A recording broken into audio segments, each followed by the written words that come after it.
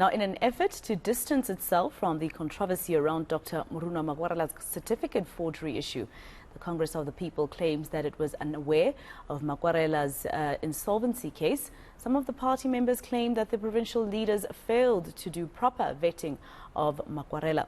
The party also said that it would file criminal charges against the former mayor. Aside from resigning as mayor, though, Makwarela is also no longer a councillor. Political analyst Professor Sipho Seepe joins us now live from Durban to talk to us about this debacle. Prof. Seepe, thank you very much for your time. Now, this is COPE once again. It's not something new that you find infighting in COPE. We saw it last year when its president, Musiwa Lekota, was also attacked by a younger version or a younger faction of the Congress of the People. This is a party that in 2009 had about 1.3 million South Africans putting them in parliament, a very small fragment of what they used to be, right? Yes, definitely.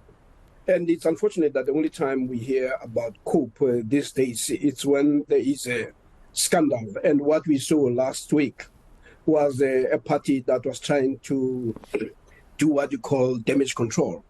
But one should also indicate, in as much as one can focus on COPE, this is probably true with many other parties, that you have people who are members of the party who are presenting themselves and then claim to have certain qualifications. We've seen that happen in the parties like the ANC. And when that happens, parties, they rush and they talk about how they distance themselves from the individuals. But what it actually shows is that there is a failure at the level of vetting process, both from the branch level to the provincial level, as well as the national level. So there's no doubt that COPE that has not been in the news for good reasons finds itself again being hauled and having to explain itself. And the fact that the leaders have taken the position that they've done, it comes after the damage has actually been done, because this was an opportunity for COPE to present, at least when you are not in a public space because you don't occupy a position, and then you have parties being generous to say, we are going to present you as a mayor.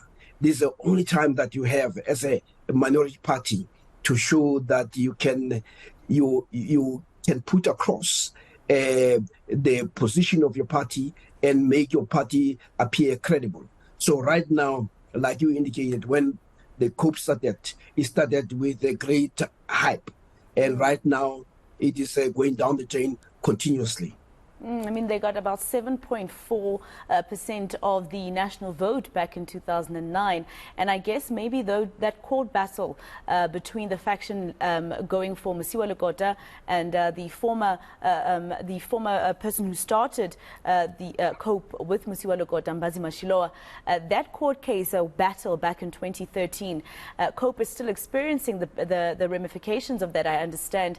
And, you know, it's quite sad that this is a party that today is being called a smaller party or a minority party. Shouldn't they be more than that by now? Well, part of the problem is that they started on the wrong footing.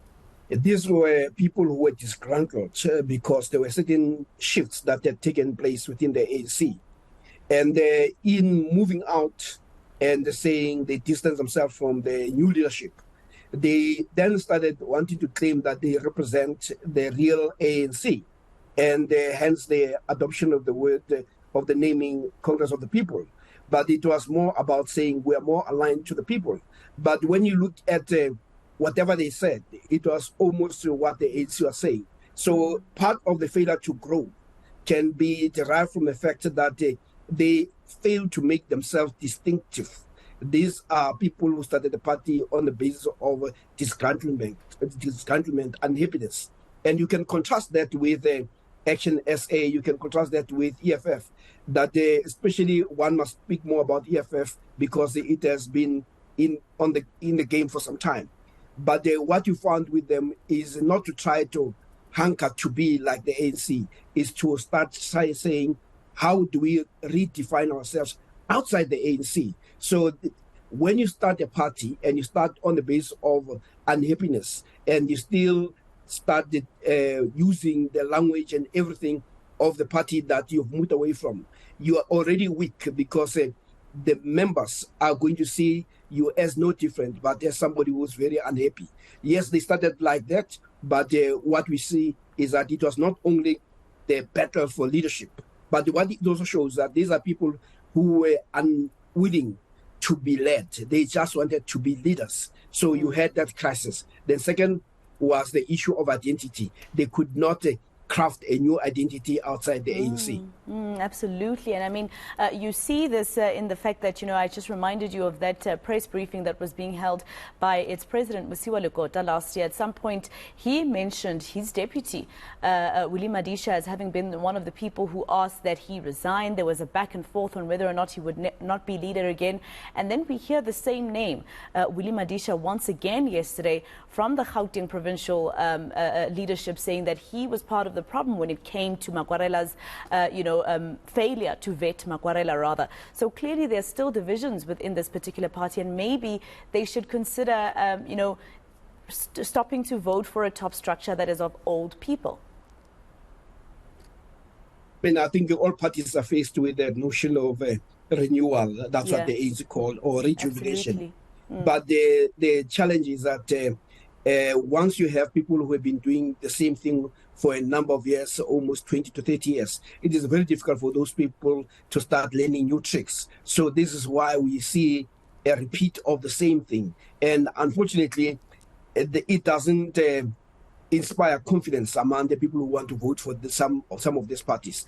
A party that gets into the space must be able to define why people should vote for it as opposed to others. And for that, one must be very distinctive. If you fail to be distinctive, then you face the possibility of extinction. And this is what we see happening to COPE. Well, thank you so much, Prof, for your time. And next year, what do you think these particular incidents that we're talking about last year with Mosiuoa Lekota and the fists that flew around, and now this year with what's happening with the fake insolvency clearance letter, purportedly from the High Court, etc. What does it do for this political party next year? Because, most of what they were trying to keep was on a national level, and over there, they've already failed to some extent. The parties have a better chance of performance when they are seen to be in the game. For now, the COPE is not setting the agenda. The COPE is actually following others, and COPE is hoping to benefit from the work of others. Even the position of a mayor of Tshwane was simply a benevolent expression by parties that don't want to take that position. Because what you see also at the metros is that the bigger parties are refusing to field candidates for executive mayor, mainly because they are looking forward towards election, and they don't want to have a executive mayor who is leading a failing metro to elections. So what they try to do is to put the smaller parties to take the rep for the failure of the metros. But what they've also done is to make sure that nonetheless they remain in the game by ensuring that they control the mayoral committees or committees in council, precisely because this is where disbursement of resources lies. So you want to make sure that you are not the face, but at the same time you want to be seen to be directing where the resources should go. Yeah, thank you so much, Prof, for your time. Well, I think you're right. It's all about positions. They do have a speaker in the Johannesburg Council, Professor Sipho Seepe, speaking to us there about what's happening inside COPE, and some of the situations are laid bare in front of all of us.